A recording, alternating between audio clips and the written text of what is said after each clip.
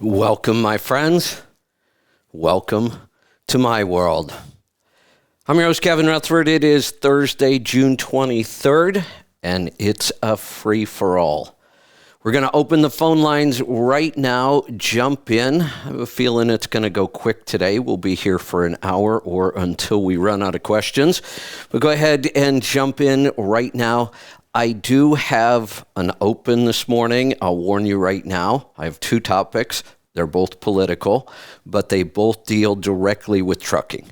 And they're both something we should be paying attention to right now. So I'll talk about that here for a little bit, then we'll get to your calls and questions. So line them up. Anything goes today. If you have a question, a comment, a topic, anything you want to talk about, trucks, money, fuel mileage, tires, taxes, technology, health and fitness on the road, getting started as an owner-operator, finding freight, working with brokers, getting your authority, something I'm going to talk about right now, or anything else, the economy, oil prices, whatever it might be, we'll talk about it. Just pick up the phone and join us. 855-950-3835. All right, so two topics here. Fuel prices. I was reading several analysts this morning that are predicting diesel prices specifically. Not so much gas, but diesel prices may still have a long way to go up. They're looking at the world supply of diesel. Diesel is the most popular fuel in the world. A lot of other countries use diesel for even more things than we do. A lot of other countries have more diesel cars and passenger vehicles than we do. So diesel is a very popular fuel around the world. For one thing, it's one of our fuels that has the most energy in it. But the price right now, as bad as it might be, they are predicting we could see $7 to $10 diesel fuel if something doesn't change. Now, the one thing that could change that's already happening is the rampant inflation, the Fed raising interest rates. All of those things will slow down the economy. When you slow down the economy, there is less demand for fuels. So that is the one thing that might balance this out. That's not necessarily a good thing. We're talking about the economy crashing. We're talking about a recession, but that's what happens. The price can only go so high, and the market just can't handle it. So we pay attention to that. Again, in trucking, for most of us, honestly, it's just not that big of a deal. For some people, it just means more profit. But the economy really won't be able to handle those kinds of fuel prices. And the trucking industry, not everybody can survive on that fuel surcharge for a lot of reasons. So we will see more bankruptcies, more failures in trucking if this price continues to go up. So here is what this administration is proposing. Here's the political part. So this is just like almost every other thing in business. It's supply and demand.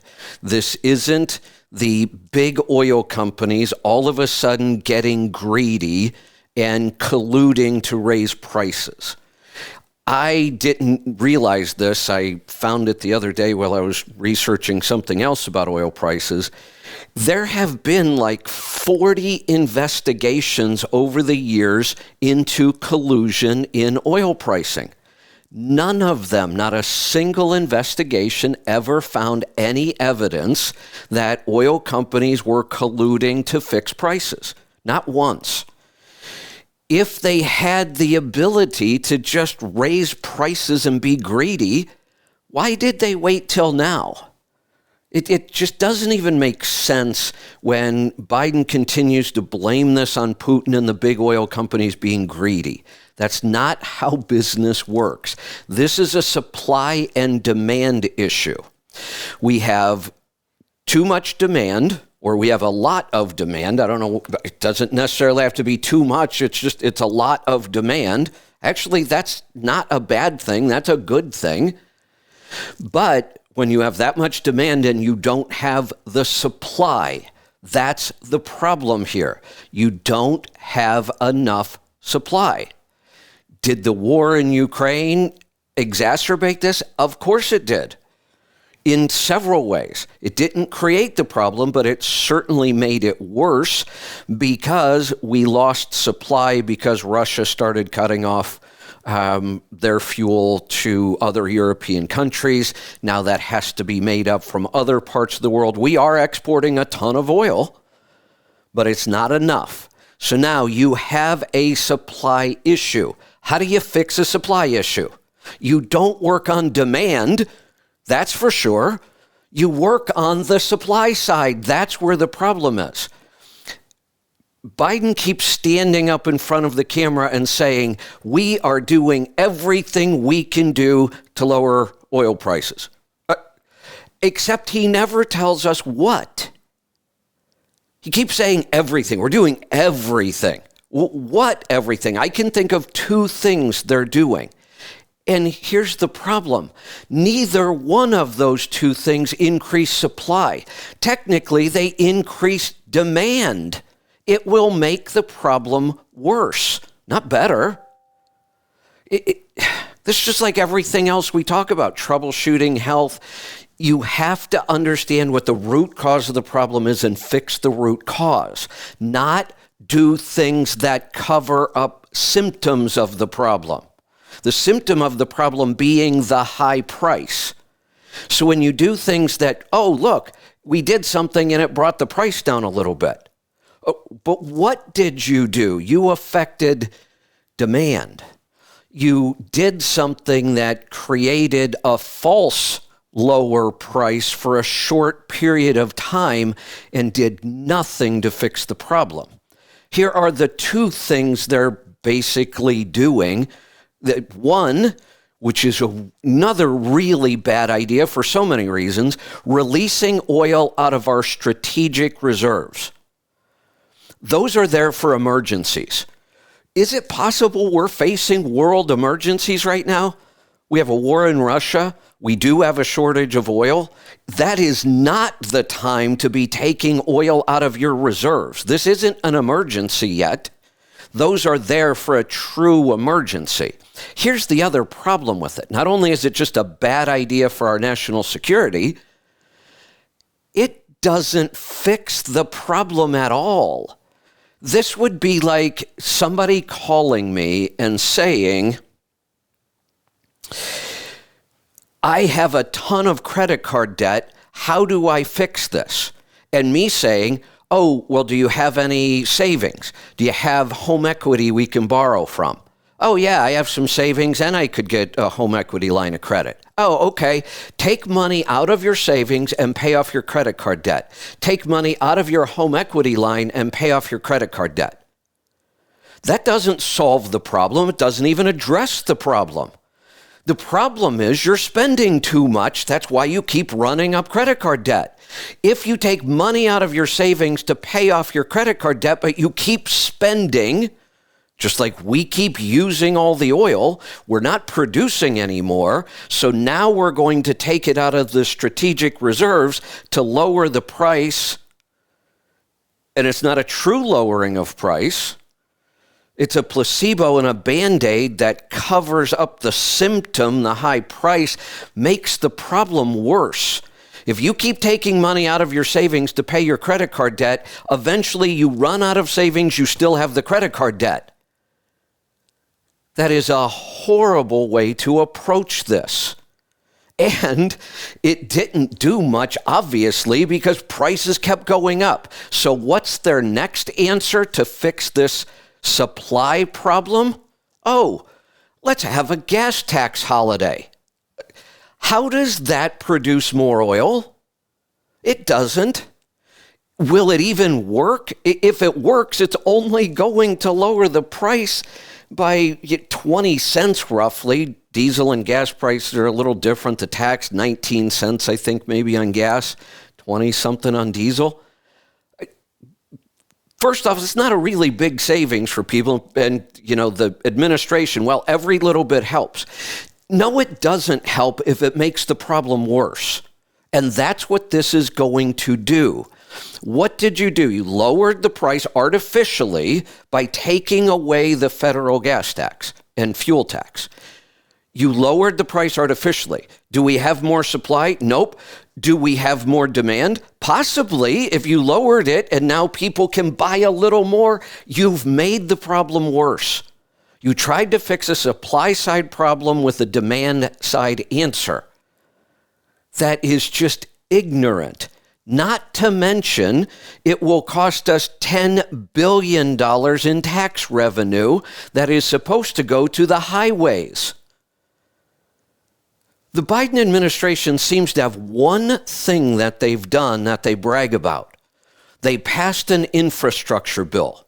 Well, if you're so concerned about infrastructure, why are you going to do something that doesn't fix the problem we're facing and creates a bigger problem in infrastructure, another $10 billion just gone?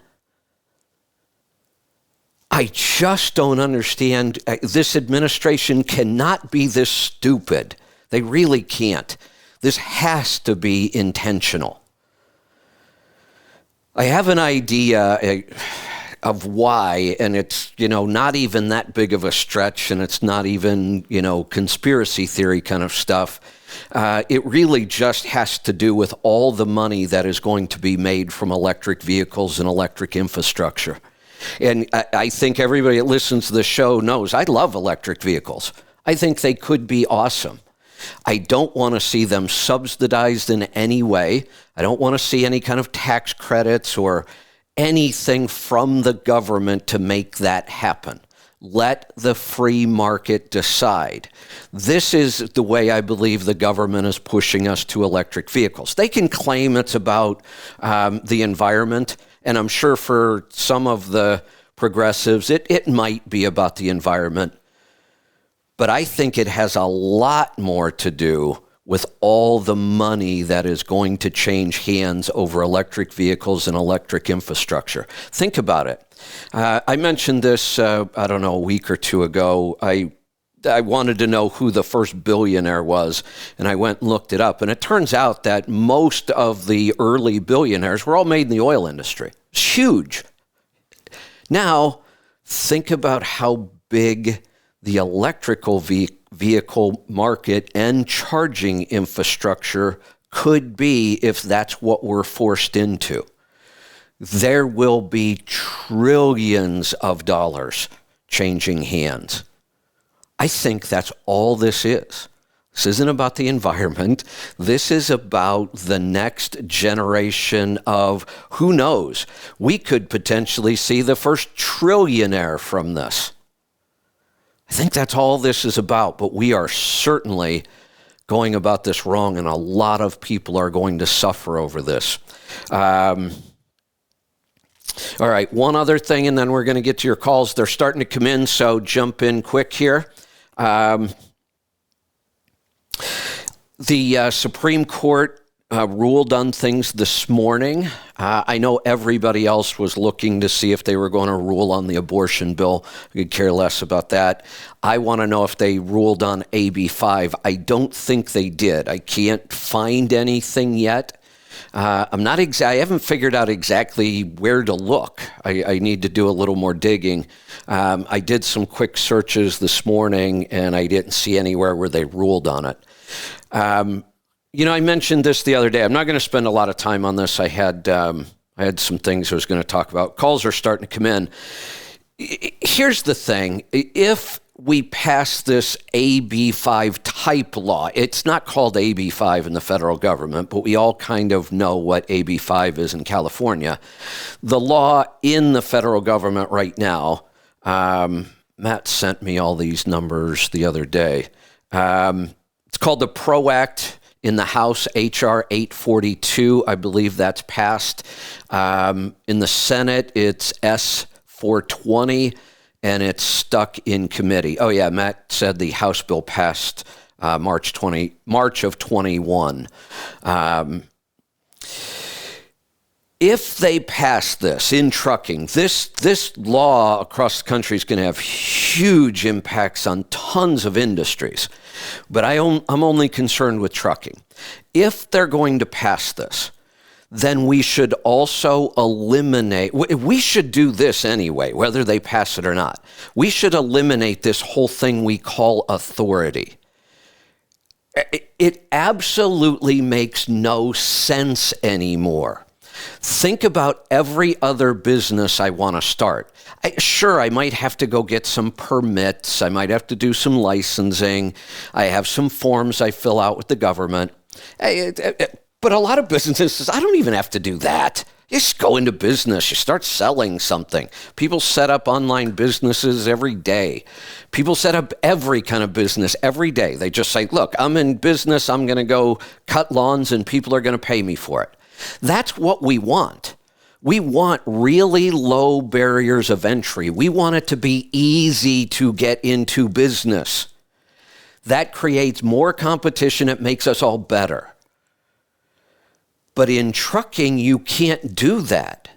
You have to ask the government's permission and pay them a fee and wait for them. And then there's all these other steps to the process. Why?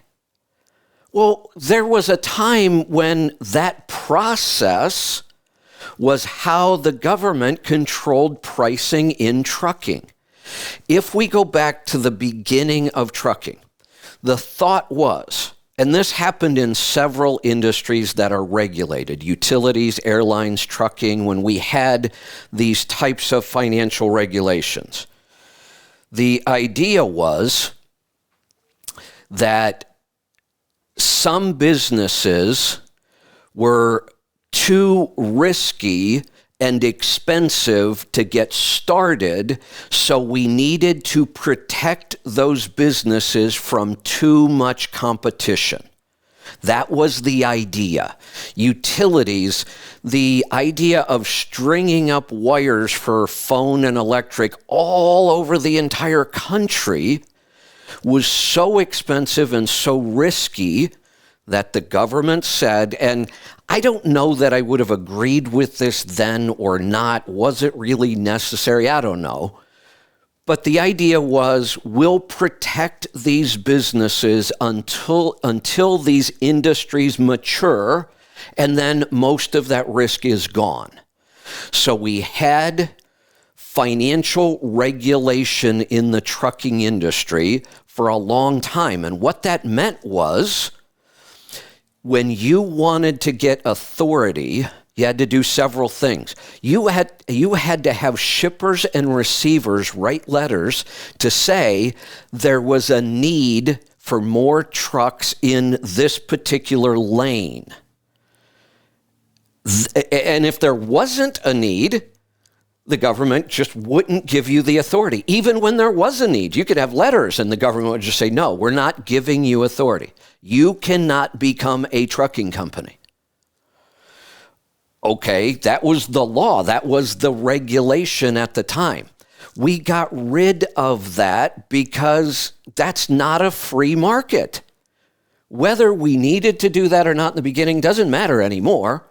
We certainly don't need it now, and it doesn't work that way anymore.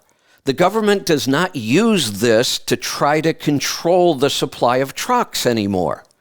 That was the whole purpose of authority. Well, get rid of it. We still have a requirement. I have to get a DOT number. That's still the first step in the process anyway.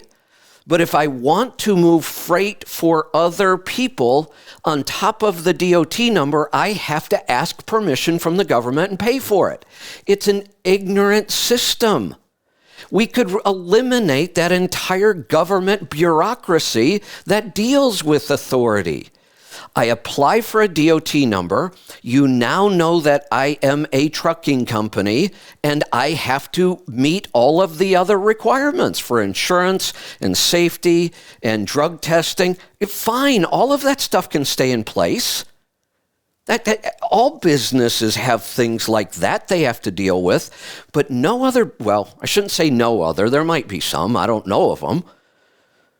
You shouldn't have to ask the government for permission and pay them a fee. This is an ignorant, outdated, useless system.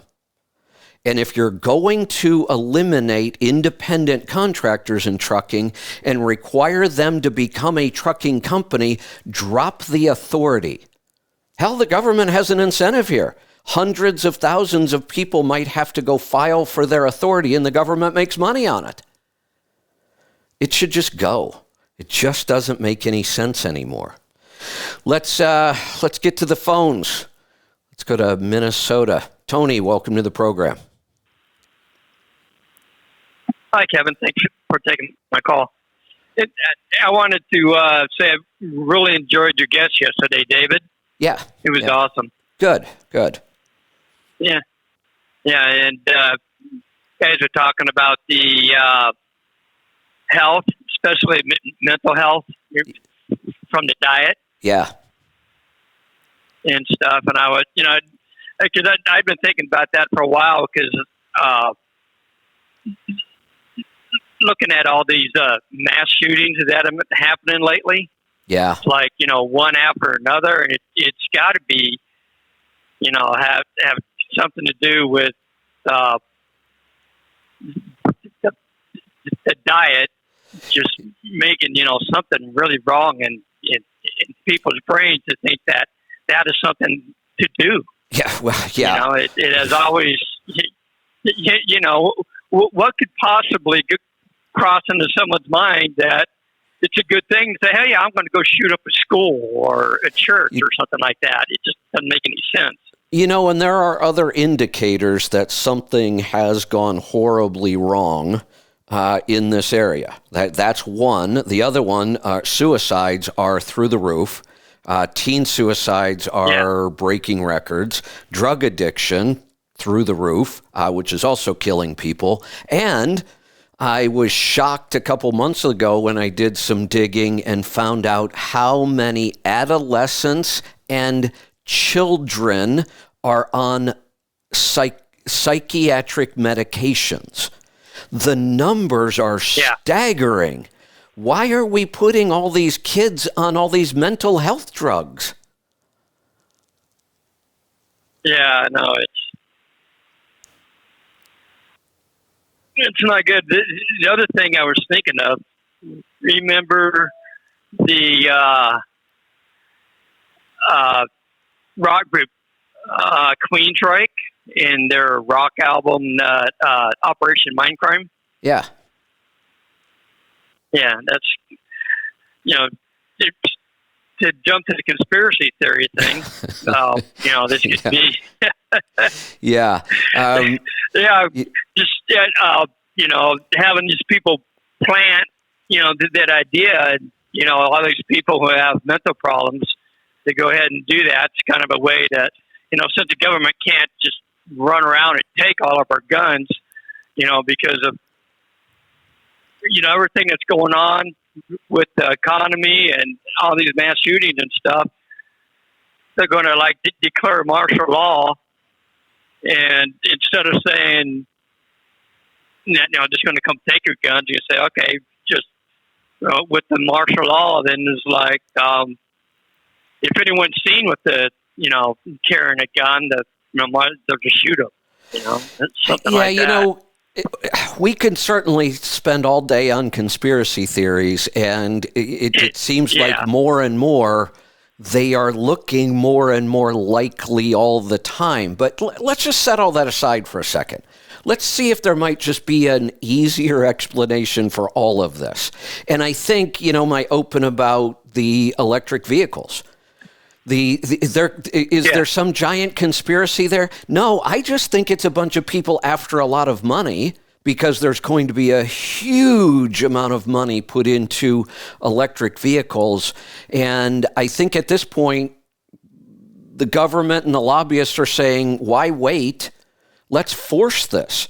Raise fuel price, do things that raise fuel prices enough and force people into these vehicles, which isn't going to work. I don't know what they're thinking, because if people can't afford $5 gas, then they can't afford an electric vehicle either. So that's just a But Exactly. I think that's what they're pushing for, but I don't think it's any big conspiracy theory. I think it's just people looking at it going, look, energy for vehicles is a big thing. Energy for vehicles and homes and everything we do is a huge thing. Billionaires were made off of oil. Trillionaires might be made off electric. I think that's all this is. So let's look at this other idea we're talking about now. Kids needing mental health drugs. Maybe there's some big conspiracy theory there, or maybe it's just another money grab. Sell a bunch of really, really cheap food to people, which is what we're doing with our food supply. It makes them sick. Now they need really, really expensive drugs. It's a win-win for the people who want to make money off this. Yeah, the pharmaceutical companies are just horrible. Big food, big agriculture, big pharma, and big government helping them do it. I think that's all this is. It's nothing but a big money grab that goes on forever. Yeah, that does make sense. Sometimes, the simple answer might be it, and greed makes people do a lot of things. Let's go to New York. JR, welcome to the program. Hello? What can I help you with today? Hi, sorry about that. Hi, I'm JR calling from New York. Thanks for everything you do. I got a diabetic retinopathy. I've been listening to you for the last year. I've been following your diet. I've gone from like a 7'9". Right now, I'm hovering since the beginning of the year. I'm at 5'4". Excellent. I've been averaging. I've been getting the injection in the eye, the Avastin, and one eye is more active than the other, and the one eye that's bringing the leaks. All right, I'm averaging like about every 2.5 to 3 months. I need an injection because of the inflammation in the back of inflammation and hemorrhages in the back of the eye. I've been following your diet. Like I said, I got no grains, but somehow I can't get rid of that inflammation all the way back there. Okay. So first off, congratulations on getting your A1C down that low. That's excellent. That's the first step in starting to recover from this. Let's talk about what's going on here. So this is retinopathy. We also know with diabetes and high sugar numbers, we deal with neuropathy. And we also know that Alzheimer's and dementia is now, we're actually calling it type 3 diabetes. The same process is happening in all of these diseases.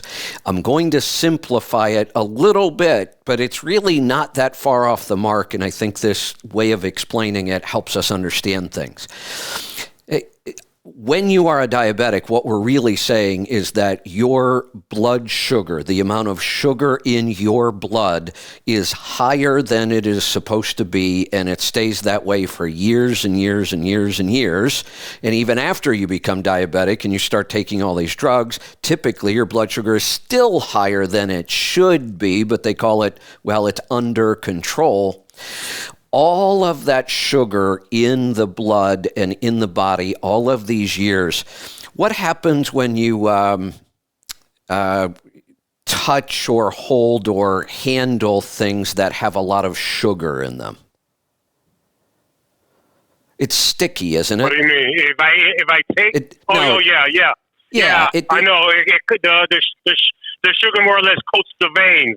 Yeah, so that's kind of what's going on here in all these neuropathies and retinopathies. The sugar is actually coating the nerve endings, and then those nerve endings don't function properly. That's where we get the foot pain, the neuropathy in the feet. Those nerve endings aren't working anymore. The nerve endings in your eyes aren't functioning properly anymore. Can we reverse this? We're not entirely sure yet. I do believe that over time we can. Again, there's not a lot of proof of this yet. I have had people tell me that after time, their neuropathy tends to diminish. I have had some people tell me it went away completely. Those are anecdotal. That's not proof that this is going to happen, and every case is different. So first off, it might just improve over time. Are there other things we could do to maybe speed it along? Possibly. So when you say you're eating my diet, probably not correct. You're probably close. You said no grains, that kind of stuff. That's awesome, and it got your blood sugar down. But are you really, if I were to pick what I would call my diet, that's NDK, nutrient-dense keto. Do you believe that you're eating nutrient-dense keto? No. On average, my diet is in the morning. All right, I'll have run some nuts, some real nuts, maybe half a cup, some pork grinds to hold me over, and then by midday I might have a real small salad or like 2-3 eggs and some bacon. And then in the evening, I'm strictly a meat and vegetables kind of guy. I like to eat by 6 o'clock, 7 the latest. Okay. After 9 o'clock, I don't touch anything. Yeah, so I've got a pretty good idea about your diet. It's awesome for what we were doing in the first place, lowering the blood sugar, getting the A1C under control, losing weight, lowering inflammation. But how much seafood are you eating? Oh, I do fish Fridays. What kind of fish? So at least once a week. Cod, fillet, any kind of fish. I really can't stomach the salmon. I know salmon is the best, but I really can't stomach it. How about tuna? Some things I'll have some lox. Oh yeah, I love tuna. Okay, eat more tuna. Whitefish, it's not bad for you, but whitefish is kind of like muscle meat. So sure, eating muscle meat, eating a good fillet, nothing wrong with that. It's got protein, it's got fat, but that's the least nutritious part of an animal. White fish is kind of the same way. It's the least nutritious of our fish. We want darker colored fish, higher in fat and oil content, so tuna, salmon, mackerel, sardines, cod livers, things like that. So if you can add more, since you like tuna, add more tuna. Try the mackerel from our store and the white anchovies. They taste a lot like tuna, but even more mild than tuna, and their nutrition is through the roof. How much organ meat are you eating? Not really too much, no. Which means none. No, yeah. Right, that's what I thought. So, and I get it, even if you like organ meats are more difficult to get into our diet. They just are, I get it. They're harder to find, they're harder to cook. If it comes with the chicken, I'll eat it. Right. But as far as making a meal specifically, no. Yeah, which is kind of what I thought. And I get it, especially on the road. Adding organ meats is more difficult. We don't like them as much, so we're probably not as motivated to go out of our way to find them. But that's where all the nutrition is. And if we have a chance of reversing these neuropathies and retinopathies and these other damages that have been done by high sugar, it's going to be with super high nutrition. I believe if we're going to fix this, it's going to require nutrient-dense food. So we have a solution on the seafood. On the organ meats, if you can't get organ meats into your diet, then you should be taking the organ meat supplements. And they're really just whole food supplements. They're just desiccated organs, so they dehydrate them, turn them into a powder, put them in a capsule, and you swallow them. But it's still the whole food. So they're as close to food as we're going to get, and they are by far the best way to get these organ meats into your diet. Again, for people on the road, I know it's just really difficult, and a lot of people just don't like organ meats. I get it. So, but this is a case where, yeah, we're trying to fix a specific problem, and I'm pretty sure it's going to take more nutrition than what you're currently getting in your diet. Okay. I'm currently using your bromelain and your Optic Plus and Cardio Miracle. Those will all help. Those are good, no doubt. The Optic Plus is specific nutrients for the eyes, so that certainly can't hurt. Again, we don't have any real evidence to show that's going to solve this, but we know it certainly can't hurt. And adding more nutrients into your diet certainly can't hurt for a lot of things. And some of you, I also would guess that you're probably eating out, right? No. I don't eat out. And Okay. if I eat out, So- like let's say, I'll throw the bread out and I'll eat the meat. Okay. Now, so where does your food come from then? Oh, the supermarket. Okay. So the quality of your meat is poor, meaning it's higher in omega-6 and lower in omega-3. And omega-6... I take... Go ahead. I take some fish pills. Yeah, that doesn't matter. I do the fish pills, and I do the real peanuts. Doesn't matter. Okay. Eat real what? The peanuts, the real peanuts. Not the little one. The cashews, the pecans, macadamians. What do you mean, real peanuts? Yeah, because you said peanuts are okay. They got omega-3s. No. Stop. I've never said peanuts are okay. Right. I've said you don't eat peanuts. Nuts. I use the word nuts, not peanuts. I'm sorry. That's why. All right. So look at this: cashews, pecans, macadamia. Those are all fine, but okay, yeah. But all right. Nuts are high in omega-6. That's the inflammatory fat. We don't necessarily want too much of that. Now, it doesn't mean we shouldn't eat nuts. I got to get rid of that. No, I'm not telling people not to eat nuts. I eat nuts almost every day and seeds. But I also only eat animal products that were raised properly, which means I get a lot more omega-3. I eat lots of seafood, so I get more omega-3. So I have a good balance between omega-6 and omega-3, which is what we want. Your diet, because you eat poor quality meat and nuts, and probably poor quality eggs and probably poor quality dairy, you're getting too much omega-6 and not enough omega-3, which will continue that inflammation.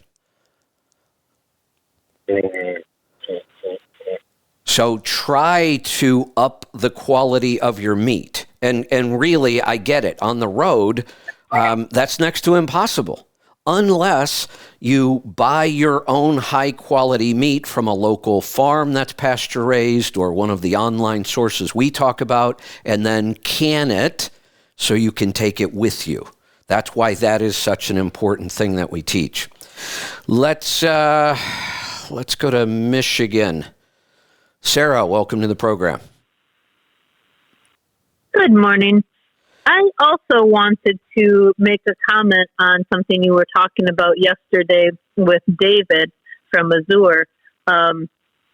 You were talking about how you switched your diet in your 50s and Michael in his 20s, and then the twins were born, even conceived with this real healthy whole food diet, going back to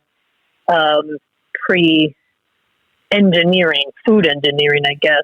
Yeah. And you said, what if, we can't wait to see how well they excel, mentally and physically. And who knows the human potential that we could accomplish? And the thought struck me, well, we kind of know where some human potential can excel, because we look back at the pyramids and the Great Wall of China and things like this and be like, wow, aliens must have come down and told us how to do this, because how could humans ever accomplish this by themselves? I'm like, I think we know. That's an interesting thought. That really is. It was well-nourished humans. Yeah. Yeah, kind of my thought process, and I didn't really get deep enough into it and explain it because we were just talking about so many things.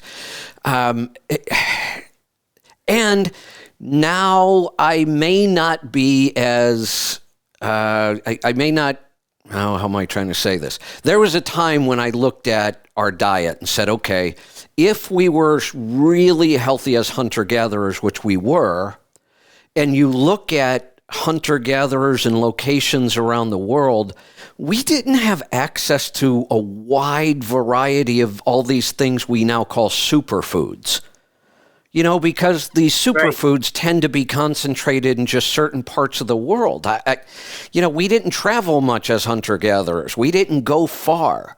So did we really have this wide variety of nutrition, or were we kind of eating the same things over and over, some roots when we needed them and some berries and certainly all the animals? So my thought was, well, wow, what if we ate, this good, clean hunter-gatherer diet, but now we have access to mushrooms that come from Sweden and, makat powder that comes from South America, and we have all these superfood fruits, and, we might be superhuman. I kind of doubt it. I'm almost thinking now these superfoods aren't really that super. We make a big deal, especially the plant superfoods. But the idea of a couple of generations into this, wondering what the human potential would be like would be really interesting. Yeah, and then another thought on those superfoods, what I think where we definitely go wrong is when you break it up on a molecular level and say, this is the thing that helps us because it does this. Those things were created in a package for a reason, and I believe they were located in a place for a reason, to complement those local other regional things. And I think everything was designed to be where it was and consumed with the things around it on purpose. Yeah, no, that's a really good point. So, for example, where I live right now, it's, berry season is starting, and we talk about berries being so nutritious and they don't really have any problems. And this part of the country, berries grow everywhere. You can't get rid of them around here. I've never seen so many blackberries and raspberries and blueberries. All the berries really grow well. We kind of consider berries, kind of a superfood category. Well, if you survived in the desert Southwest, you wouldn't have access to berries. Right. Well, what would you be eating there? Snakes and insects and cactus and... Right, but maybe your idea of each locality probably has most of the nutrients you need as long as you're eating the real foods in their whole form from that area. That's a theory I have.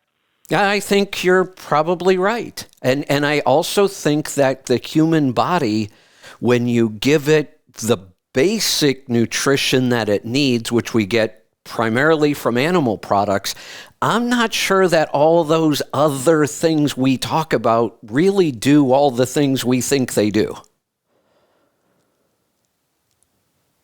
No, I think they're meant to complement the animal diet that we would primarily eat. Because like you said on this show, was it Alone?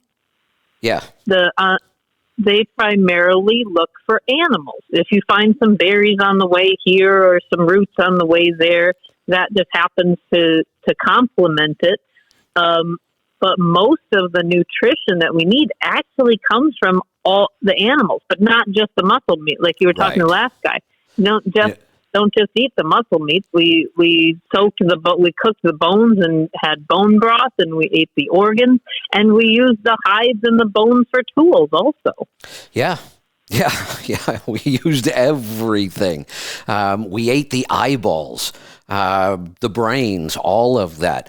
Somebody just asked me a question on Healthy Tribe about my rib recipe, and they asked me if I removed the membrane from the back of the ribs. That's kind of like a rib cook-off thing. You always see them removing the membrane. And I always wondered, why do you bother? It's actually a lot of work to get that membrane off when it's raw. When it's cooked, it comes right off. So I don't ever cut it off before I cook it. And now I just eat it. I don't tear it off and throw it away. I eat it. It's a part of the animal. Why wouldn't I eat it? It's quite crunchy, and when it's cooked, and it has a different flavor. It's part of the meat. It's a part of the animal, and there are nutrients in there that are specific to that type of tissue. This is why we eat nose to tail. We eat the whole animal. So no, I'm not going to cut that membrane off. I'm going to eat it. Good stuff. Yep. So I'm keeping out, looking for more recipes and more ways to get those natural things in our diet. And and anytime I find something new, I'll pass it on. And is there any kind of, you said, I kind of thought that you were going to work with, sounded like we were working with Azure as a partner. Are we going to develop drops possibly around the country for drivers? We may do that, yeah. Yeah, that's one of the ideas we're talking about is, they have pretty darn good access now, but if we start to find ways that we could even make it easier for a driver while he's in his truck, not just doing it from home. So yeah, that's an idea we're tossing around and trying to figure out how to solve that. I think that would be awesome. Logistically, it might be a little frustrating, but I think if we can figure it out and make it grabbable from the road in your truck, that would be awesome. Here's what we need to make that happen, and what it's going to require is a person to go out and do this, and whether we hire them, I don't know. Really, all we need are to find businesses that we already kind of work with when we're on the road and make those businesses the drop location. Yes, and they could drop and hold for a day or two while the people are making their way across the street and stop in and grab their things. Yep. Yeah. I'll think on that. Get back. Have any thoughts on that?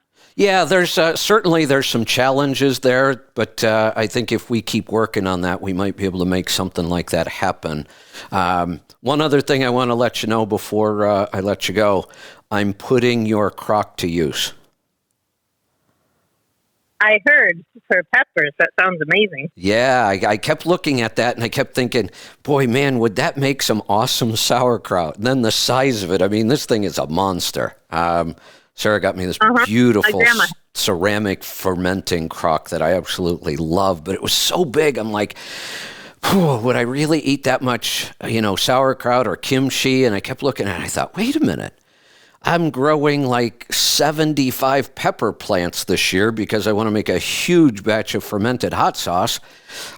Why not use this crock? So I'm practicing right now because my peppers aren't going to be done till late this year. So I actually bought a bunch of peppers from Azure because you can buy in bulk from them easily. So I'm making my first batch in there from their peppers, not from the garden, but... I said the other day I was going to ferment this for a year, and then I realized, no, I'm going to want to get my peppers out of the garden started in there. So I'll ferment this now. Right. I started it about a month ago, and it is smelling incredible right now. I used leeks instead of onions. I've never tried that before in something like this, like a sauce, but these jalapenos and the leeks right now fermenting smell incredible. So I think I'll let them go until I start to harvest peppers out of my own garden. Then I'll make sauce out of those and start fermenting my own peppers. Very good. I still have a couple jars of cranberries that I put up in November, right when they first started coming out. I just love them. That's funny you I mentioned that. put a couple of them with my yogurt. Funny you mentioned that. You gave me a couple. big jar of those, and I just finished them yesterday. Have you tried them with your yogurt? Yes, it was awesome. I actually put them with yogurt and sardines. And then I got some of your mackerel and anchovies. Oh, my gosh. My favorite combination was the lemon caper. Isn't that one in just that lemon flavor? You know, a lot of times in savory foods, I'm not wild about lemon because sometimes it tastes fake. The lemon in those with the lemon and the anchovies, the lemon flavor is incredible. It's so real and it's subtle, but they are really good. And it is amazing with the cultured sweet potato. Oh, I'll bet. That's interesting. Yeah. All right. I'm actually stopping at the store to make another big batch of that. There you go. Excellent. All right. Great stuff, Sarah. Thanks. Let's go to Minnesota. John, welcome to the program. Hey, Kevin. Talking about Azure, you should maybe mention to have them carry the Portland ketchup so we can make our barbecue sauce. They do carry Your Portland. barbecue sauce. They do carry Portland. Oh, I didn't see it on there. Oh, yeah. Okay. In fact, they carry it in a 2.5 gallon box, which is awesome. Oh. Yeah, I just made a batch of barbecue sauce a week or two ago and canned it all. And I started with a 2.5 gallon. I even posted my recipe for a big batch. You know, you start with the 2.5 gallon bag of ketchup. I think it was 4 cups of blackstrap molasses, 3 cups of apple cider vinegar, a 1/4 cup of liquid smoke. That's the base sauce recipe. And then I add, I like a lot of heat in my barbecue sauce. So I added, was it a pint? Yeah, I added a pint of a screaming hot habanero. It was actually a habanero carrot sauce. And this batch, hands down, the best barbecue sauce I've ever tasted. Yeah, I'll have to look. I looked through there last night. I just didn't see it. So I'll take a second look. Yeah, you can. But the reason I called. Oh, go ahead. Well, you know what? This would have been a good question to ask David. Because I'm not sure about this. I don't know if all the same products are always available all around the country. Yeah. That may be. Maybe where you are, they don't. Maybe I have the Portland ketchup because I'm so close to Portland. Yeah. The reason I called is Monday you were talking about the 7 habits. And it made me think of a book that I just got done reading. Kind of use it as sharpening your saw on your love. It's called The 5 Love Languages. What was that guy's? It's a very good book. What was that guy's name? John something? No.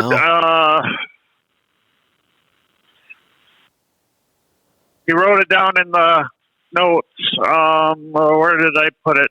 That's a classic too. Gary Chapman. Okay. You know, I think I'm getting the authors confused. The guy who wrote Men Are From Mars and Women Are From Venus. I think that guy's name is John something. The 5 Love Languages, wasn't that written like in the 90s? It had, I think it was. But they also have They have for men, for women, for children. Right. They have several different titles of it, but that really was a good book. It really was. The idea of, I'll just give the basic idea of the book, that we all kind of have a certain way that we receive love or feel loved. Some people want to be complimented a lot. That makes them feel loved. So that's kind of the idea. And what the mistake we make in relationships is that we assume the things that make us feel loved are the same things that make our partner feel loved. So we keep doing those things and the partner's not feeling loved. And then we get frustrated because we say, but I did everything to make it, but we're doing the wrong things. We're doing the things we would want to have done to feel loved. That's kind of the general idea of the book. You're not showing them in their love language. Right. Now, I just kind of thought that was the same. Yeah. Similar to the 7 Habits, because it's sharpening the saw in your personal love language. Yeah. And clearly, relationships are a huge part of our life and our happiness. So, yeah, that actually is a really good book recommendation for that. The other one that I was thinking of, Men Are From Mars, Women Are From Venus. Kind of interesting, same kind of take, slightly different, that, we are different. And if we understand the differences, then we can understand our partners better and give them more of what they need. And but now with all this stuff going on around genders, I saw something the other day and I thought it was hilarious. And this obviously in today's world is not political correct, and I don't give a damn. I just thought it was hilarious. It was men are from Mars, women are from Venus, and all the other genders came from Uranus. Yeah. That was clever. Yeah, it just made me think of that when you were talking about the 7 Habits, and I just literally got done reading that because it was recommended to me, so figured I'd pass it on. Yep, I like it. Thanks for the call. All right. Well, I just looked up at the clock, and the hour is just about over, and I am out of calls. So I'll give you a minute or two. I don't mind staying. If you've got some more calls and questions, I'll take them. Otherwise, we're going to wrap this up. I do have a note here. Rolling Toe is going to be at 1 p.m. Eastern time. 1 p.m. Eastern. So that's what, in an hour from now? So, yeah. Yeah, 1 p.m. Eastern would be just about an hour from now. So that would be 10 o'clock here on the West Coast. Rolling Toe. So just slightly late today. I know a lot of times we start Rolling Toe at around 9:30 our time. Looks like it's just going to be a little late today. So we will be sending out a text. I think we're going to alter the time of the text so it's a little closer to when you need it, to remind you that Mike and Kevin Beckett will be doing Rolling Toe today at 1 o'clock Eastern time. Also have another caller I'm going to get to here. Also, I want to talk about the app. The app is out. The app for listening to this show, either listening live or accessing our entire library. And boy, I got to tell you, our library is growing fast with all the shows we're doing, and we have a lot of content building up. I've had several days this week where I went over 3 hours with no breaks. We have all the other shows that are happening. We have more shows that are going to be coming online. Everything is in the app. It's easy to listen live. We actually have a button if you want to call in and ask a question. You just touch it on the app and you get connected to us. And we have tons more features on the way. Really, really excited. The team did an awesome job on this app. It looks amazing, the functionality. So you can listen to all of our shows completely commercial free, and you can listen to them anytime you want. You can listen to them as many times as you want, and they never go away. I'm not sure what more we could do. I am sure. We have new features coming up soon that will allow you to pick and choose and search for things and go right to specific calls or specific topics if you want. We're really excited about that. We'll be talking about that more. But get the app. It's really amazing. And we would love it if you would give us a review in your app store, whether it's Google Play or the Apple iOS store. Download the app, use it, and give us an honest review. If you don't like it, tell us you don't like it, and put it in writing on the reviews. That's the whole point. If there are features you want, you could write that in the review. I love the app, but could you do this? That would be awesome. It also helps other people find the app. The more reviews you have, the easier it is to find things in the store. The easiest way to find it right now is go to your app store and type in Let's Truck. And if you type it in as one word, no spaces, the app should come right to the top. Check it out and let me know how you like it. We're excited about it. The programming team, you're probably not going to see a lot of big updates to the listening app for right now. We have a lot of things in the works, and we've got a whole roadmap laid out for it. But right now, the programming team will be putting more time into some other parts of the app, fuel gauges and some other things, but also building out our broadcast and network infrastructure. We are going to build our entire infrastructure from scratch. We're not going to use anybody else's platforms. We're building our own phone system. We're building our own recording systems. We're building all of our own editing software. The entire network and all of the podcast shows will be built on our platform, so we can never be canceled. That's our goal. We've spent the last several years, probably 5 now, being canceled, deleted, and censored from other platforms. Facebook, YouTube, Instagram, Sirius, you name it. That's not going to happen anymore. We are going to control our entire infrastructure, and we're excited about it. Not only are we going to control it, it's going to be better. Better for us, better for you, better for everybody. So stay tuned, but head on over and get the app and give us a review.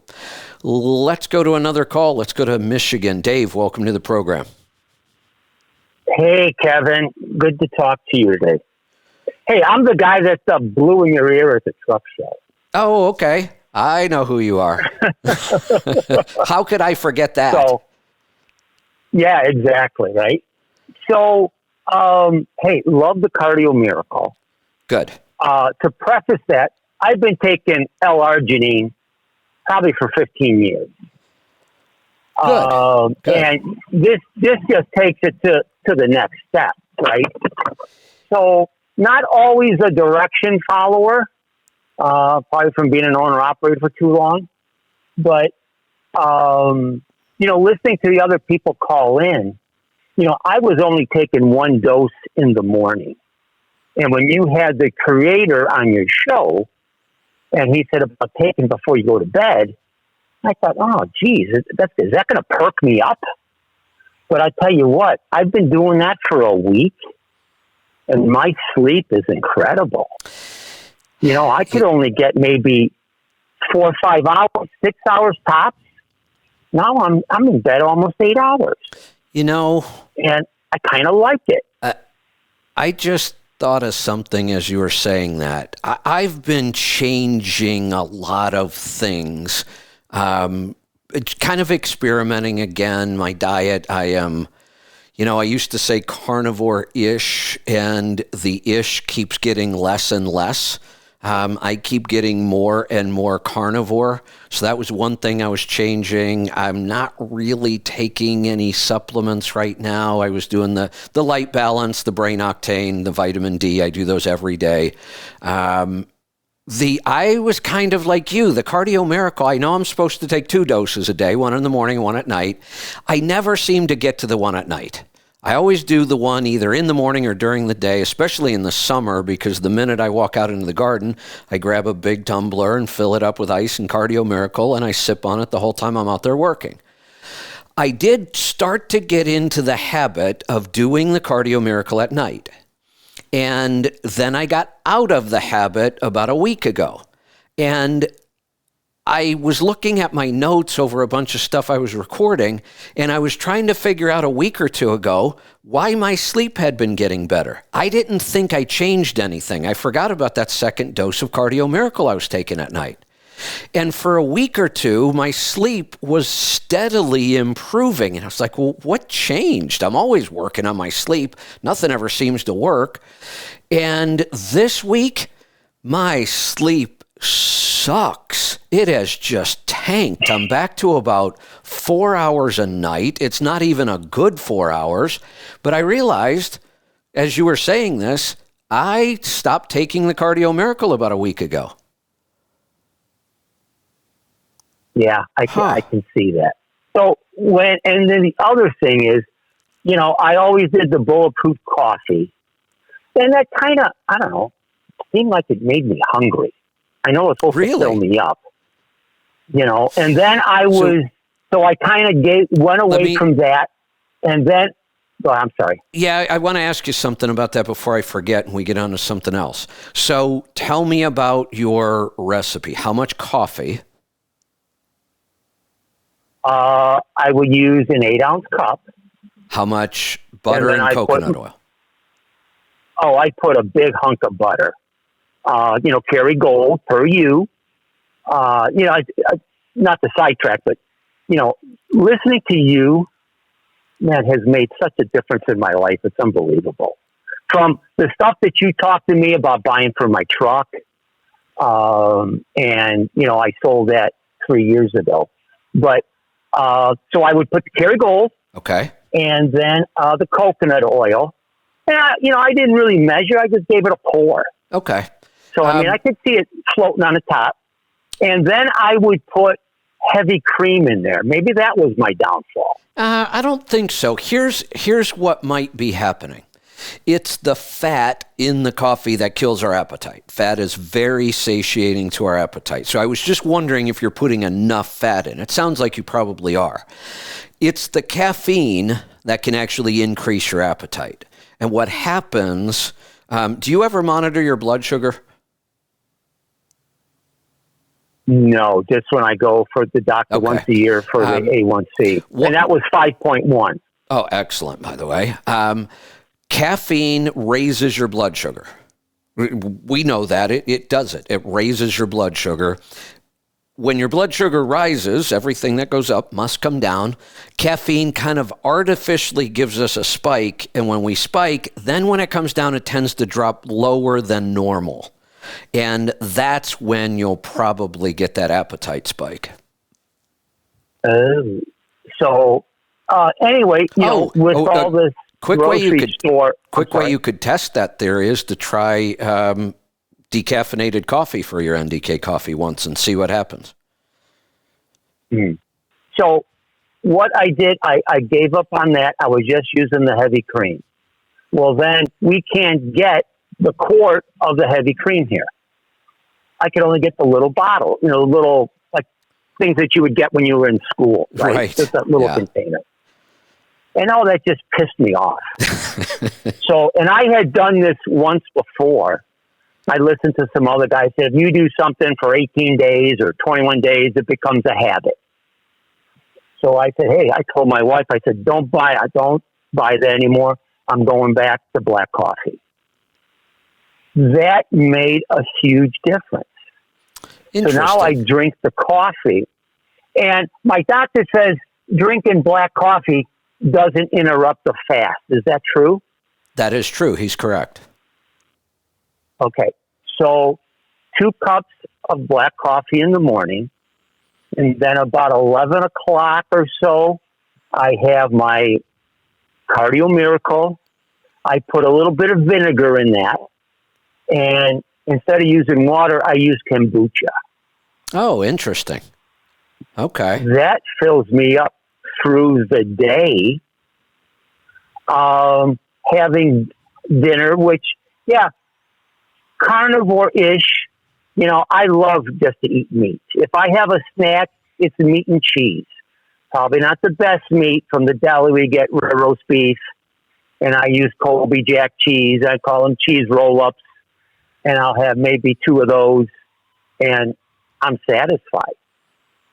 You know, dinner, real meat. You know, for my wife, I have to have a vegetable, so it may be a little cauliflower. Right. And what has happened, I went from 212 down to 193. Excellent. So Congratulations. it's the only thing and Kevin, I haven't been 193 since I got out of the service. Isn't that awesome? And we're talking 1978, right? Yeah. Isn't it just awesome? It's unbelievable. You know, and when I told my doctor, and you'll get a kick out of this, I said, well, I'm not using that heavy cream. Oh, yeah, you don't want that. Way too much fat. Oh, okay. Yeah, good. So we solved that problem, right? You know? And I think I have to attribute to the intermittent fast. So now when I'm maybe would want a little snack before bed, you know, like maybe 9:30, 10 o'clock. Hey, that Cardio Miracle kind of fills me up. You know, and I mix it in the same cup I use for everything, the cup I got from you when I bought 2 cans of Cardio Miracle. Yeah. And I put a lot of ice in there so it's cold and shoot it down. And yeah, it's kind of crazy, you know. And as far as falling asleep fast, you know, I was kind of cheap. I would not idle my truck all night long. What I would do is in the summertime, I would get that sleeper super cold, you know, curtain down thing Yeah. blaring. And I had a 15-minute shutdown timer on my truck. Oh, there you go. And my goal was to fall asleep within 15 minutes. Okay. So we bought one of these, not the mattress, it's the bed frame that, you know, you can move the head and the foot up, make different positions. And that has what they call a massage mode. It's no massage. It vibrates. Right. So when I turn that on low, man, I think I'm sleeping in my truck, you know, and I Yeah. set the 15-minute timer and I'm usually asleep before that thing shuts off. That's awesome. Kind of crazy. There's actually 2 settings. If you do the head and the foot equally, you know, it's like sleeping with my cat dialed up to like 1,000 RPM. If you have it where they're different, you have that lobe. I think I'm in a 2-cycle Detroit. There you go. And it goes that. But I tell you what, and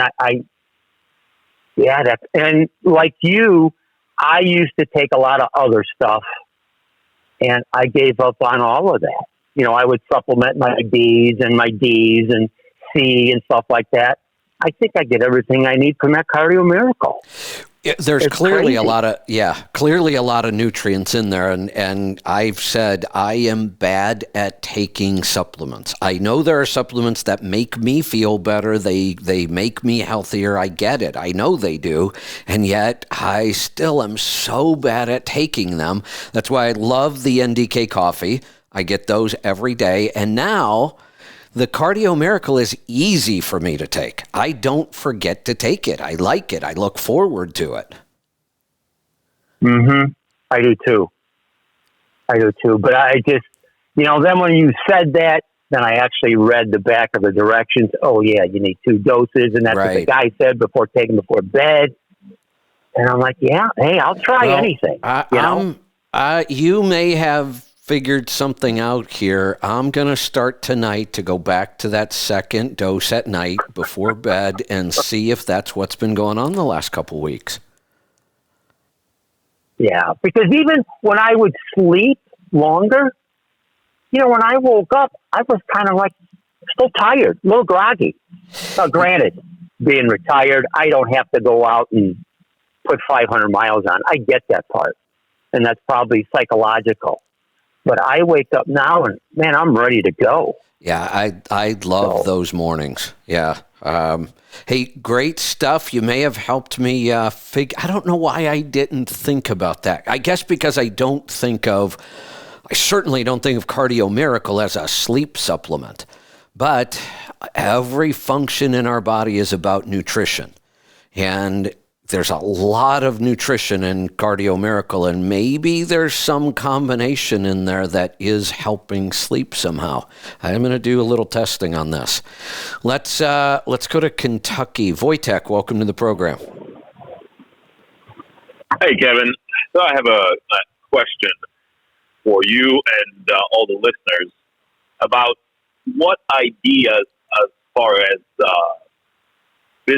other businesses that are compatible with the owner-operator lifestyle we can think about maybe engaging as we're heading into this recession that would complement not being home all the time or, being on the road, that could be passive or semi-passive sources of income that we can do, not being home all the time or, moving around the country,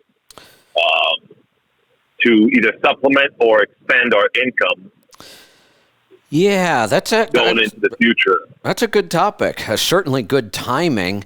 Without thinking a lot about it, the first couple things that come to mind, anybody with skills, computer skills, and I don't mean just knowing how to use a computer, but things like copywriting, graphic arts, ad writing, things that the work is physically done on the computer. There are services. Have you ever seen the website Fiverr? No. Go look this up. This site's been around forever. The first time I found this site, I thought it was the coolest thing ever. So it's Fiverr. I think it's FIVRR.com. Something close to that. I think if you type that in, you'll get it. So here's the concept. The whole website is designed so that if you want to be a provider and get paid, you go create an account on there and you decide what you will do to earn $5. Now you can have other prices in that, but the concept was $5. What would you do for $5? And some of the weird things, and if you go look, you're going to find a ton of weird things, but it's kind of cool. Like a couple I remember, like one guy, his whole deal was he would put a temporary tattoo of your company logo on his forehead and spend a certain amount of time walking around Times Square. I mean, those are like the weird things that people would do for $5. But we've actually found, we had a graphic artist. I'm going to do that. I'm going to do that. My left butt cheek is for rent. There you go. So we found a cartoonist, and she would do caricatures of all the employees, individuals, and then we would have her do a group picture caricature of all of our employees, and we would release it like every year at the CMC, and we found her on Fiverr. She would draw a caricature of you for $5. Now, we contracted with her and we paid her more than $5, and then she gave us a price for but it's kind of a way to find these people. Some of them are really skilled. Some of them are just goofy. They'll call up your girlfriend and sing happy birthday to her for $5. Stuff like that. Okay. So check out that website. But then, for people with true skills like that, there are freelance sites where you just go, here's what I do, here's my rates. People find you and you say, okay, I'll ghostwrite an article for you or whatever, or I'll design a logo, it just goes on and on. So anything where you can generate revenue on the computer itself with some sort of a skill or weird thing on Fiverr, that's one idea. The other that came to mind for me, but it's not like you can just run out and start this now. Real estate can be passive income in several ways. Yeah, that's one of the ideas. That's one of the ideas I'm tossing around. But every investor with a couple bucks in their pocket wants to be a next Donald Trump, and but that's obviously not going to happen. But what I have considered is purchasing land, and obviously it's expensive now in the most desirable areas. But my idea would be to wait till the prices go down and buy small plots of land in the middle of nowhere, relatively speaking, that are not necessarily super expensive, and putting some kind of small type of cabin or any kind of small structure that could be used as vacation type of rental property. Have you ever seen yurts? Yes, that would be one of the options. Yeah. And obviously location dependent based on the local codes and laws and all that. But also, I'm thinking about buying a portable sawmill to be able to mill my own lumber, and that would be a $10,000 to $15,000 expense. I'm hoping it wouldn't be a paperweight, but I think as an investment for the future and be able to mill my own lumber, obviously that's context dependent. Also, I think in the future, as we're going into this recession and companies are liquidating equipment, heavy equipment will be more available and cheaper at auctions. And that is a long-term investment, and it's also context specific to, you have to know about that business. But all these other, I'm looking for other ideas that will be coming up as we're going in through a recession that we could take advantage of, and not watch our cash just be pissed away by Biden inflation. Yeah. No, I think it's a great idea. I love the topic. So, we'll talk about it more often here on the air anytime somebody has an idea. Back to the yurt thing, depending on where you live, this could be pretty darn profitable. I live in a place where all summer long we are flooded with tourists and they can never find enough places to stay. We don't have any big hotels in the gorge at all. We have a couple little ones around, nothing major.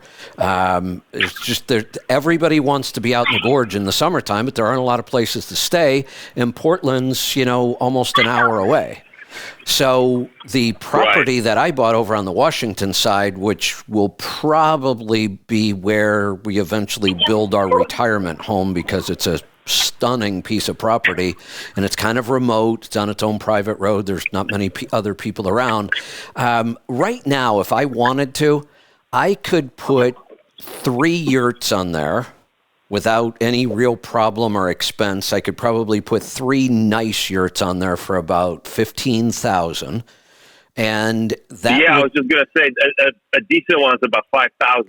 Yeah, you can. Yeah, they can have kitchens in them. You can have plumbing and bathrooms and ceiling fans. You can get kind of a little crazy with them, or they can be a basic tent with a wood floor, whatever. But $5,000 gets you a pretty nicely set up yurt. I could put 3 of them on that property, and I could probably generate $750 a night almost all summer long. Wow. I know some people that have little complexes of rental houses, and in the season, my God, they make more money than most owner-operators make in a year. I could easily get $250 a night for a yurt in that location with those views. Well, what are you waiting for? I don't have time. That's the only thing. I just don't have time. Maybe you should set up a couple hammocks in your garden and do that as well. Have owner-operators swing by the gorge and, pay couple $100 just to sleep in a hammock in your garden. As crazy I as want royalties for that idea, by the way. There you go. All right, check's in the mail. Along those lines, a couple months ago, I mentioned another idea that I've had in my head for years. Kind of came from the CMC.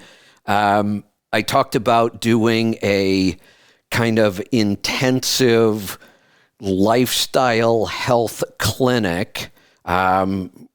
The house that I'm in right now, the one I live in, I've said many times, we bought this property and we expanded it for a future bed and breakfast. I don't know when in the future, when I'm bored with everything else I'm doing, but we have about 6,100 square feet. This is a big place. It has the potential to have 5 full suites in it. And I had this idea of, I don't remember if I said 2 weeks or what the number of days were, but I said, you'll come here, couples, would really be the goal, couples together. We'll learn about food and making yogurt and gardening and fermenting and pressure canning and business and, financial planning. I'd put together this whole curriculum and you would live in it. You would be immersed in it for 2 weeks.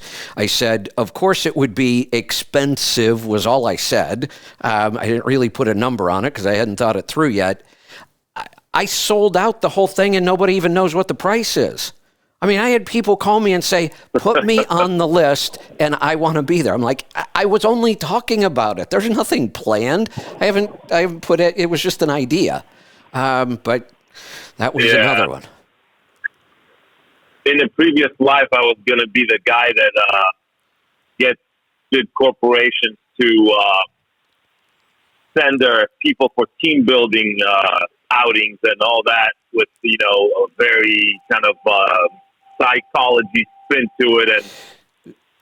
But then I decided to start a trucking company and, here I am living the dream. So corporations would eat that up. Absolutely. So you just gave me a good idea. The big picture kind of thing on this. Because before you go, don't forget to add that to the check. All right. I'm making a note right now. Here's the thought. Now, this isn't something you're going to be able to pull off by next week, but it's more big picture thinking.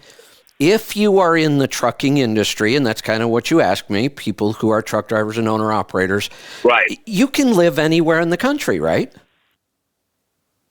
Sure. You're not restricted to living in a certain... I'm looking for land. I'm looking for land anywhere. Yeah, I didn't move here to where I am now in the Gorge because I thought that it was going to be this incredible business opportunity. I moved here because it's a beautiful place to be. And like owner-operators, my business doesn't require me to be in any specific place. Hell, I could be doing this show from New Zealand if I wanted to. So I live here because it's beautiful, but now that I'm here, I realize when you live in an area like this, there's all kinds of possibilities. Here's another one. We didn't pursue this. It just kind of dropped into our lap. We were approached by a friend that said, hey, we know you guys cook and you cater and you have the beautiful house and all that space. Would you help us with a wedding for a friend of ours? And we did a wedding, and then we actually did a wedding for one of our employees, Brittany, which was awesome. We had her whole family and everybody come out here to the West, and we did a big wedding here. And we could make a fortune doing weddings and venues because people want to be out here because it's a beautiful place. And a lot of times, land like we're talking about to put a yurt on wouldn't even be all that expensive. Now, the land I bought is because it's got this stunning view, But when you're in an area like this where people want to come, that creates an awful lot of possibilities for second and third businesses. Absolutely. Your idea of so I'm just looking for corporate retreats. People want to go to really cool, beautiful places for things like that. Right. And truck drivers, again, you can live in those places. A lot of people don't have that flexibility, but as a truck driver and owner-operator, you certainly do. You can live anywhere you want. Well, I got little kids, so I can't really just pick up and leave. But I'm thinking about buying land and putting mobile structures for rent, and just keeping that, around the country and have a bunch of them relatively close to, obviously, places where people would want to go and see, but out in the middle of nowhere, so that people can just go and disconnect from the world and not have, next door neighbor in a hotel room banging on the wall in the middle of the night, or, sirens going by. So that's the bigger trend where, if you look back historically, a lot of people wanted to go to fancy hotels and resort areas, and that isn't so much the destination anymore. It's what you just said. More and more now, people want to get away from everything and just unplug. Right. So that's one idea. I'm kind of curious to see what other people have going or would come up with. Yeah, well, let's throw it out. I think it's a great topic. Cool. All right, have a good one. All right. Darn, I put that check in the mail and I just watched the postman. He picked it up, but it blew away. Darn. Let's go to Florida. Matt, welcome to the program. Good morning, Kevin. What's on your mind today? You were talking about Cardio Miracle here a little bit ago, and I've been meaning to ask this for a while, and I need to get a post up on Healthy Try. But so when I started it, I was doing the 2 servings a day. They're probably the first container, and I've been 1 serving a day I just started my 3rd container. The biggest thing I've noticed, and I'm wondering if there's a correlation, reading the book Drop Acid and gout and uric acid and all that. In that book, they said the higher uric acid levels in your blood, it depletes nitric acid or nitric oxide. Right, I know. I remember reading that. That's the first time I've ever read that anywhere. Yep. And my health, I'm not the cleanest diet. I got a lot of room for improvement yet. But over the years, things have improved. That my gout attacks have pretty much ended. But I still had lingering inflammation in joints and gout, pains. Since the Cardio Miracle, that has gone away. So I think you and I are similar in this, that I've talked about over time. I keep getting these little flare-ups when my diet isn't quite as clean as it should be, and they feel like gout, but I didn't really think it was gout. And then we figured out that oxalates can kind of create the same thing, and I know that this always happens when oxalates in my diet are higher. So I think my problem is actually oxalate crystals, not uric acid crystals. And we've always been told that, oh my God, meat is going to make this worse. And I said I'm eating more and more carnivore, and taking the Cardio Miracle. I'm back to 1, but I'm going to switch again today back to 2. And since I've been eating this way and doing that, I've had none of those flare-ups at all. Yep. And I'll make a post later today when I stop, kind of basically asking for a survey of anybody that suffered gout or gout-like symptoms and is on Cardio Miracle, and see if we can come up with a trend. Yeah, I don't know for me whether it's the eating more carnivore, but what that really means is if I'm eating more carnivore, I'm eating less vegetables. And I think for me, it's the oxalates in the vegetables that cause me the problem. So it might not be the meat that I'm eating that's fixing it. It's that if I'm eating meat, I'm not eating the vegetables that were causing the problem. Yeah.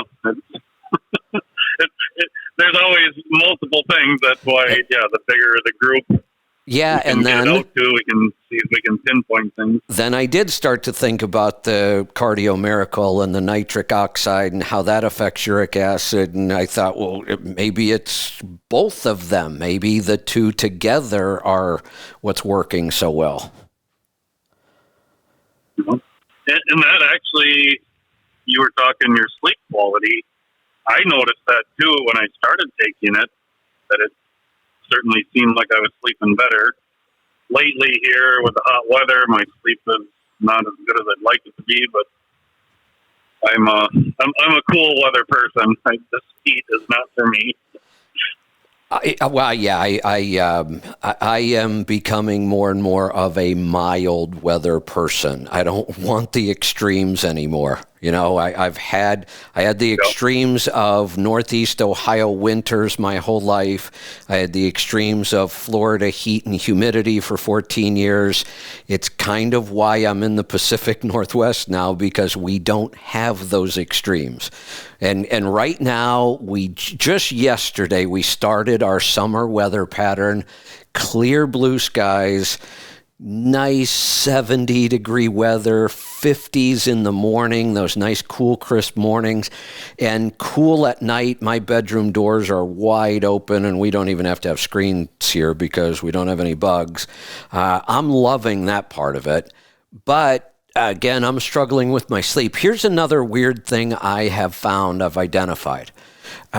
You would think that a good, hard day of physical labor, 10 hours of constant movement, landscaping, being out in the garden, being outside, doing that kind of stuff, you would think that would be awesome for your sleep. It does the opposite for me. That seems to almost energize me, and I cannot wind down and get to sleep after a day like that anymore. Huh. Yeah, that's weird. Yeah, I actually, it had gotten to the point where I had 3 or 4 nights of like 3.5 hours of sleep. That was it for several days in a row. And I got to the point where I was just so tired, I couldn't go out and work in the garden. And I thought, you know what? I have a lot of reading to do. And I have a couple of really good books I want to get to right now. And I thought, I'm just going to read all day. And I read all day and actually got a better night's sleep after doing nothing all day. So somewhere in there, I've got to find some balance, or, I'm going to go back and do the Cardio Miracle, later in the evening and see if that was part of why I was sleeping better then. Well, yeah, I'd say it's more people out there paying attention and see if we can come up with some correlations. Yeah, when you look at the list of ingredients for Cardio Miracle, this is why I didn't even think about it as affecting my sleep. Technically, there's really nothing on there that we would look at and say, that's for sleep. Although, does it have some melatonin? Can't remember if it does or not. Not that melatonin helps me to sleep. It absolutely doesn't. But it may have some. I can't remember. So I don't think of it as a sleep supplement. That's not the purpose of it. There's really nothing in there that's targeted for sleep. But we do seem to be seeing some patterns here. So, let's get a post up and let's keep talking about it. Yep. Sounds like a plan. I say I'll get that posted here later today and see if we can come up with any patterns. All right. Sounds good. Thanks for the call. Let's go to Kansas. Travis, welcome to the program. Morning. Hey, a couple things. One is I got a suggestion for your app. You're talking about how users kind of personalize their experience on the app. You ought to put a section in there that, people like me that enjoy the show, if we're ever having a bad day or feeling down about ourselves, you ought to put a section there where we can go back and listen to all the previous calls from your buddy Chris from Delaware. That was some good entertainment sometimes right there. Not that we would put that much effort into making sure people could hear him again, but technically that our search feature that we're working on will do things like that. So here's one of the problems with audio. I don't listen to a lot of audio unless I'm on the road traveling. If I'm at home, I just don't. Maybe when I'm in the sauna blanket, I might. But I'd rather just read. Even if I'm laying in the sauna blanket, I'd rather just read than listen. So when I'm home, I don't listen to a lot of audio podcasts, things like that. There are definitely some podcasts I would love to listen to. I know I would get things out of them. I just don't. I have a hard time just sitting and listening when I'm home.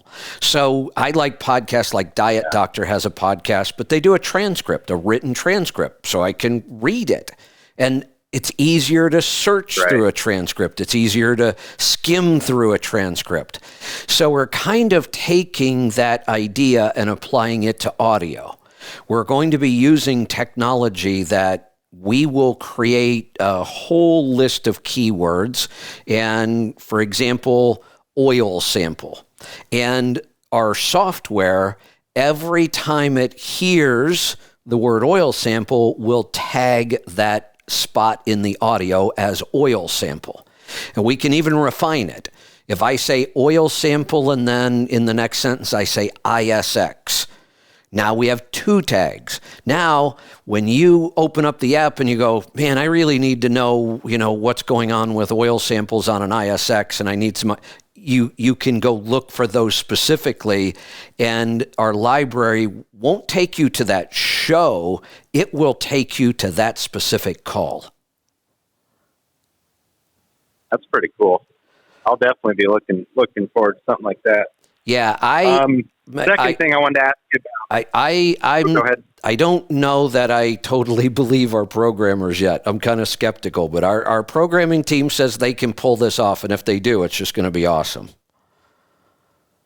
Well, I mean, you look at like the evolution of Siri. When 15 years ago, you would think a voice-activated search would be really inaccurate or just not a very user-friendly experience. Now, I can't count how many times a day I say, "Hey Siri," and she does what I ask her. Yeah, that's a good point. So you're right. And just get better like that has. Yeah, that's I think really why our programmers think they can pull this off now, because voice recognition has gotten so much more powerful.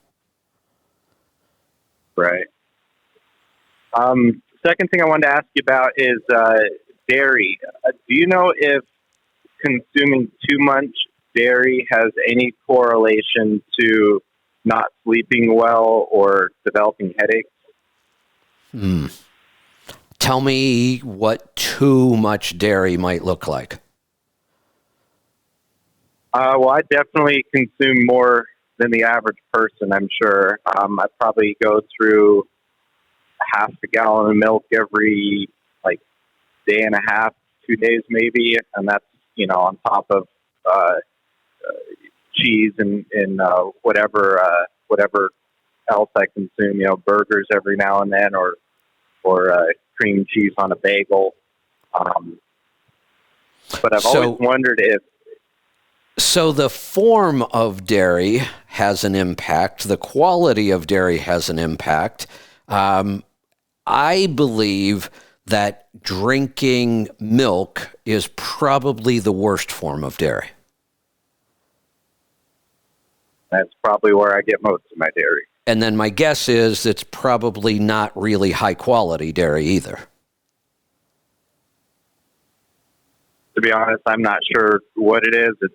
Then it's not high quality. Store brand you get. No, then it's garbage. It's industrial, factory-created milk. It's got all kinds of problems, the hormones, and we could just go on and on and on. Yeah, I do believe that could be part of what you're dealing with. The good news is there's a really easy way to test it. Yeah. Cut out dairy. Yeah.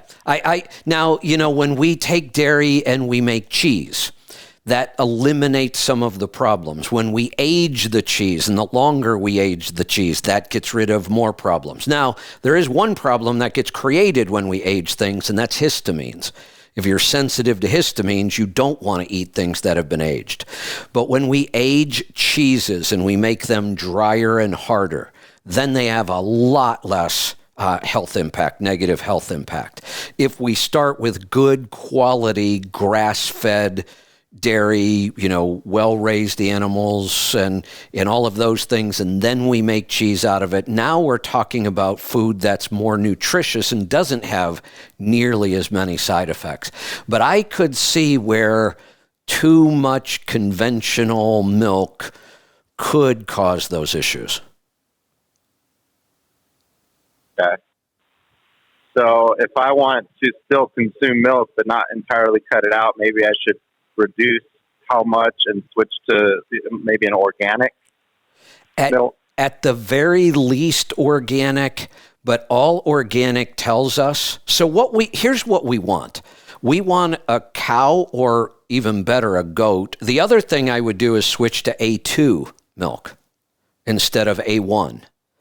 And all of the milk you see on the grocery store shelves, if it doesn't say A2 prominently on the label, then it's going to be A1. 90+% of the dairy on the market is A1. A2 is kind of a new thing. And it's really just a different breed of cow that produces the A2 protein more like a goat. So I would switch to A2. And what we're looking for is we want animals that are only eating grass, because that's all cows should be eating is just grass. But when we see organic, all that's really telling us they're still being fed grains and corns and all those other things. It's just that the grain and corn they're feeding them is supposed to be organic. Yeah. So it's a little better, but not really.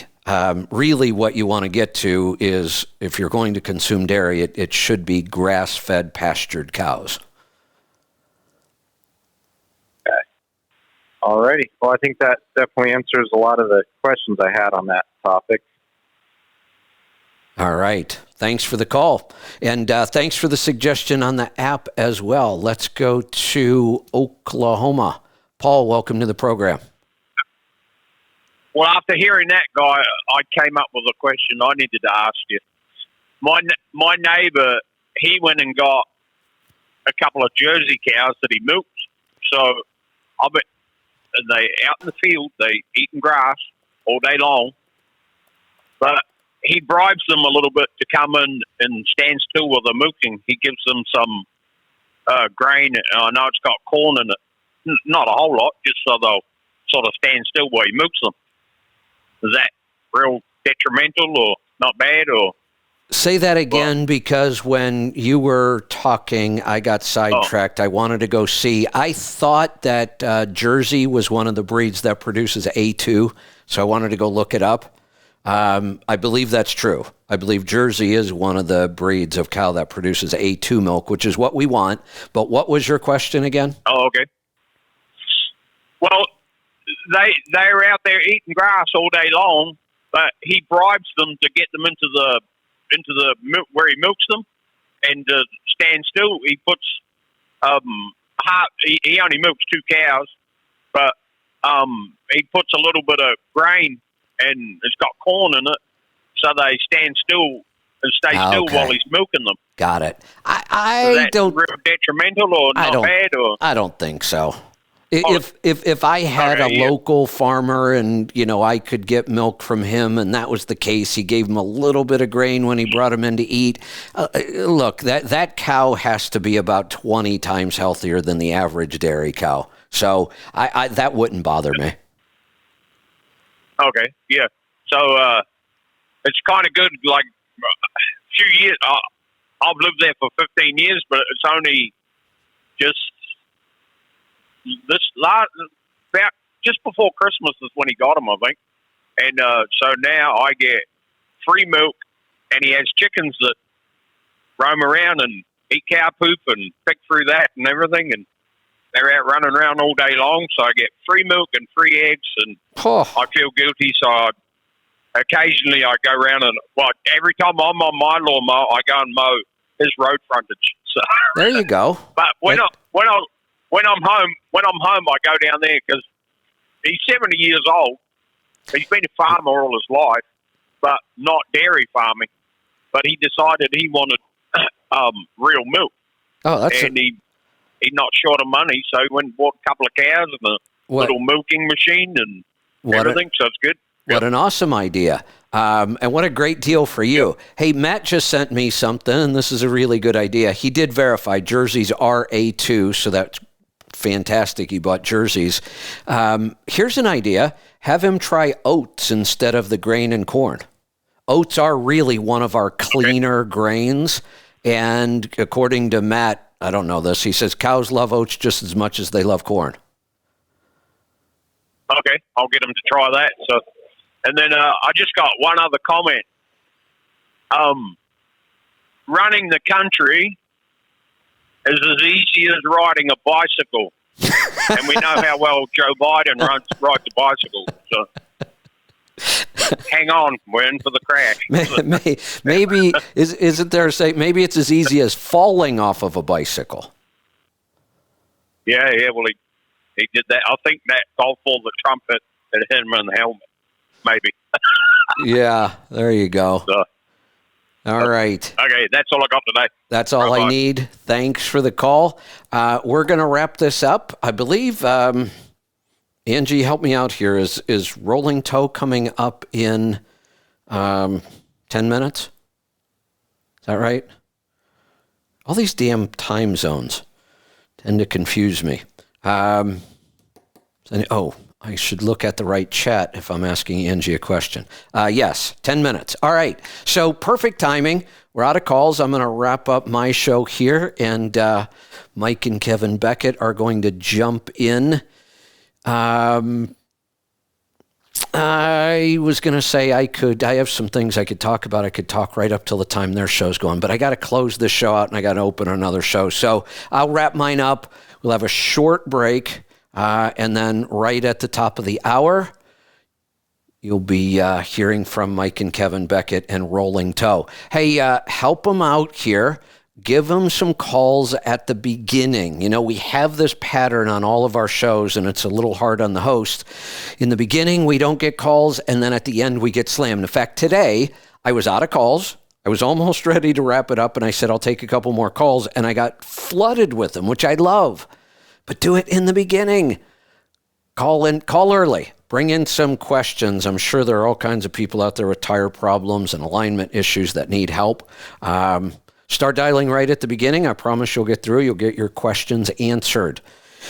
All right, I'm going to wrap it up. Today was definitely a free-for-all. My God, we went from politics to feeding cows to new business models. We were all over the board, but I loved it. So thank you, and we will see you back here tomorrow for Trucking Technology and Efficiency and Freaky Friday. Be safe, be profitable, be fit and healthy. Always do the hard work and master the journey.